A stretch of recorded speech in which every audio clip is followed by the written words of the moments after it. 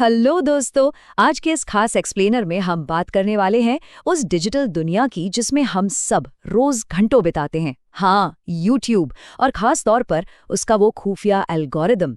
अक्सर लगता है ना कि यहाँ सफल होना बस किस्मत का खेल है, लेकिन सोर्स मटेरियल और डेटा कुछ और ही कहानी बताते हैं। तो चलिए बिना टाइम वेस्ट किए सीधे इस खौफनाक सच में डाइव करते हैं।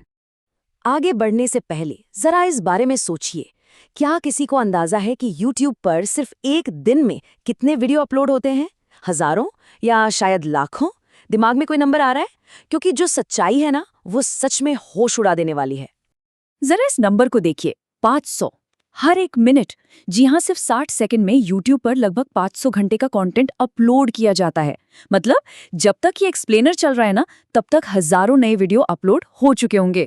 बाप रे, इतना सारा डेटा मैन्युअली हैंडल करना तो किसी भी इंसान के बस की बात ही नहीं है। अब अगर इसे पूरे एक दिन के स्केल पर देखें तो नंबर और भी क्रेजी हो जाता है। पूरे दिन की बात करें तो लगभग 20 लाख से लेकर 2 करोड़ से भी ज्यादा वीडियोस रोजाना YouTube पर अपलोड होते हैं। हर 24 घंटे में दुनिया भर से लाखों लोग अपना टैलेंट और कंटेंट यहाँ डाल रहे हैं। कुल मिलाकर ये इंसानियत के इतिहास का सबसे बड़ा वीडियो आर्काइव बन चुका है। इससे और आसान भाषा में समझे तो, अगर कोई इंसान बिना सोए बिना पलक झपकाए सिर्फ आज के दिन अपलोड हुए सारे वीडियोस देखना चाहे तो पता है कितना टाइम लगेगा? पूरे 82 साल। मतलब एक पूरी जिंदगी कम पड़ जाएगी सिर्फ एक दिन का कंटेंट देखने के लिए।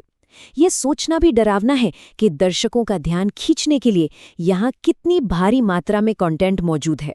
और यहीं से शुरुआत होती है उस चीज की जिसे हम कंपटीशन कहते हैं।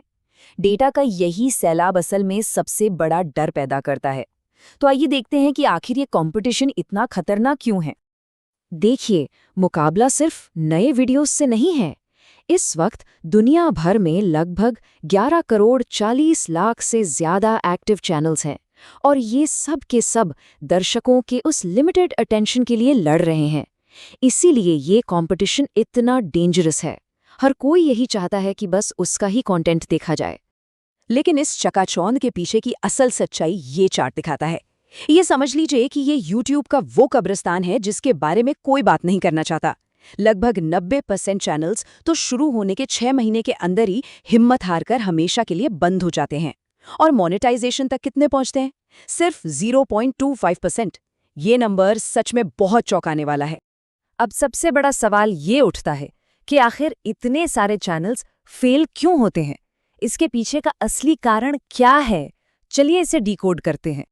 अगर डेटा को ध्यान से देखा जाए तो फेल होने के कुछ साफ कारण नजर आते हैं। सबसे बड़ा है इनकंसिस्टेंसी और खराब प्लानिंग। होता क्या है कि शुरुआत में ही लोग महंगे कैमरे और गियर पर पैसा बहा देते हैं, लेकिन कोई ठोस स्ट्रैटेजी नहीं होती।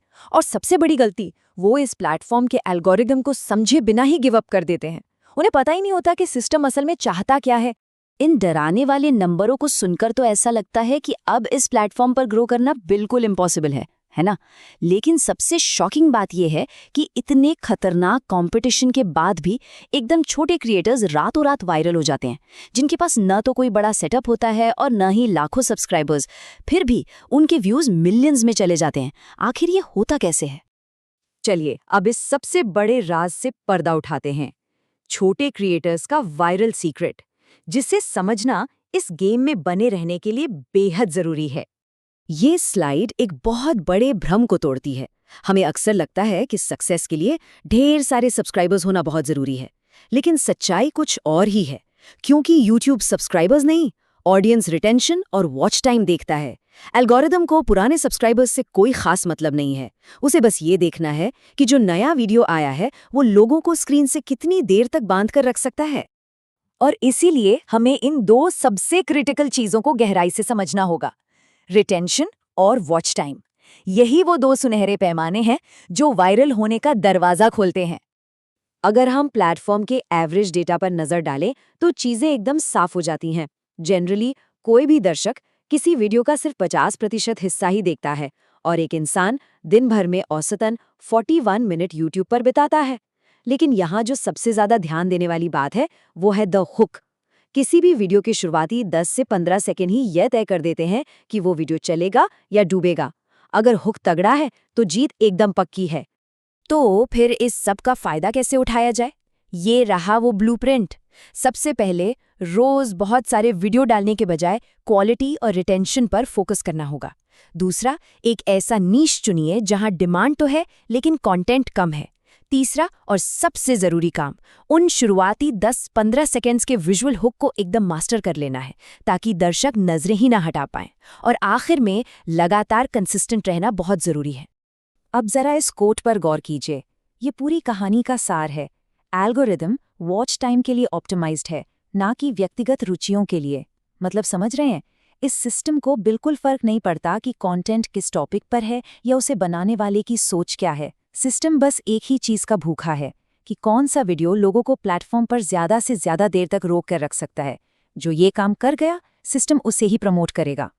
तो दोस्तों, इस पूरे एनालिसिस को देखने के बाद ये आखिरी और सबसे बड़ा सवाल सामने आता है, क्या आज के डिजिटल क्रिएटर्स सच में सही मैट्रिक्स पर फोकस कर रहे हैं या वो आज भी सिर्फ सब्सक्राइबर्स के पीछे भाग रहे हैं? इस एक्सप्लेनर से जो एक सबसे बड़ी बात सीखने को मिलती है वो यही है कि इस भयानक कंपटीशन में सर्वाइव करने का एक लौता तरीका है लोगों का ध्यान खींचना और उसे बरकरार रखना। उम्मीद है कि इस डेटा ने इस पूरे गेम को देखने का नजरिया जरूर बदल दिया होगा।